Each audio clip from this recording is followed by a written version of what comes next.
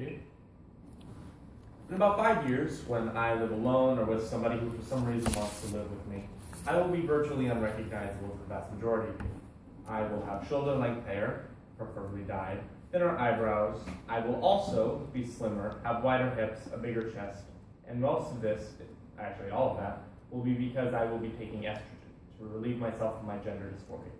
Gender dysphoria, when your physical sex does not match your mental sex, otherwise known as your gender, is experienced by people we know as transgender. If you're not transgender, you're cisgender. Hope that isn't confusing. And a lot of people are actually confused about transgender people. When I did my survey of questions, I figured that most people had at least a basic understanding of them, but the people I asked didn't know much besides they exist. So that's what I'm here to tell you about. I'm here to bring up some of the most common misconceptions about transgender people and hopefully correct them. My three main points, the three most common misconceptions I've heard, is transgender people are not all inherently gay, transgender people are not the same as transvestites or transsexuals, and transgender people are not making a choice.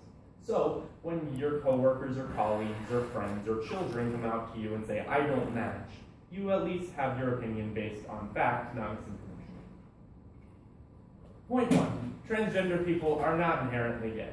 People seem to think that being transgender is like a tier above being gay. Like there's gay, there's bisexual, there's summer camp, and then transgender. And then transgender is also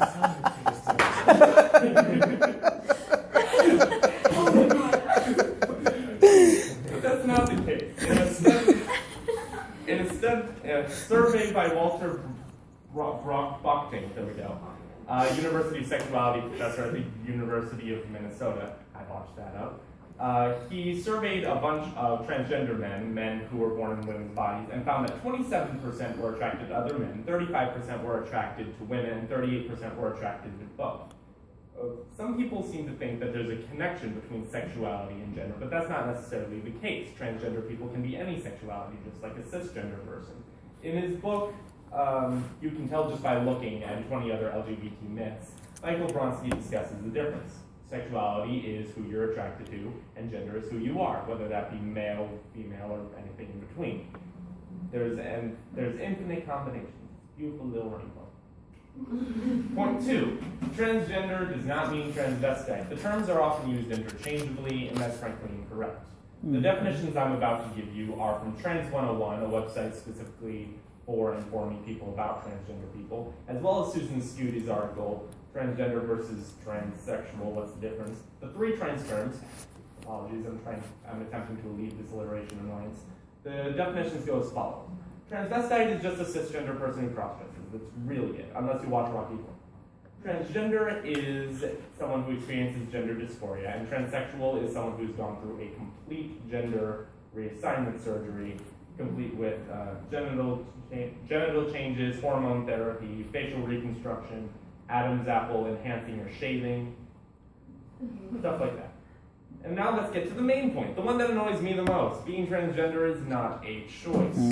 According to a study by Antonio Guillamon, into the white matter, which is the majority of your brain, of transgender people, both male to female and female to male, they have the same brain makeup as the gender they identify with. So a transgender woman has the same kind of brain as a woman who's born a woman, and vice versa. And this shows because transgender children are, I wouldn't say a common occurrence, but they do happen. In fact, according to Natasha Kennedy's essay, Transgender Children, More Than Just a Theoretical Concept, 80% of transgender people know before they leave elementary school that they are trans. And besides, even if it was a choice, it's not a very effective choice or a good choice.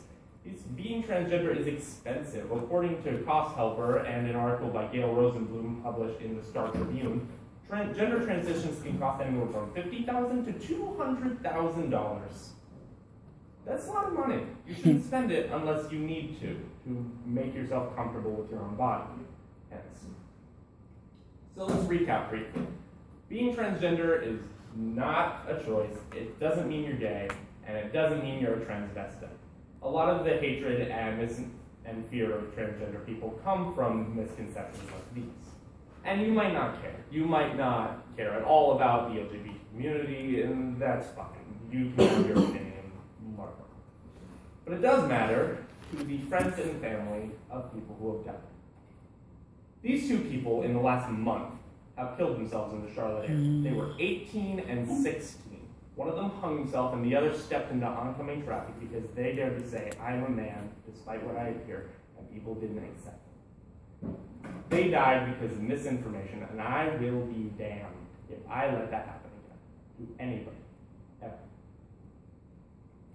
Any questions? Yes? Okay, this might be stupid, but so transsexual and transgender, like, are they kind of the same thing? They're kind of the same thing. Transsexual has gone through sex change surgery. Yeah, okay. Transsexual is just post-sex change surgery. Transgender is free. Oh, okay, gotcha, thanks. All right, thank you.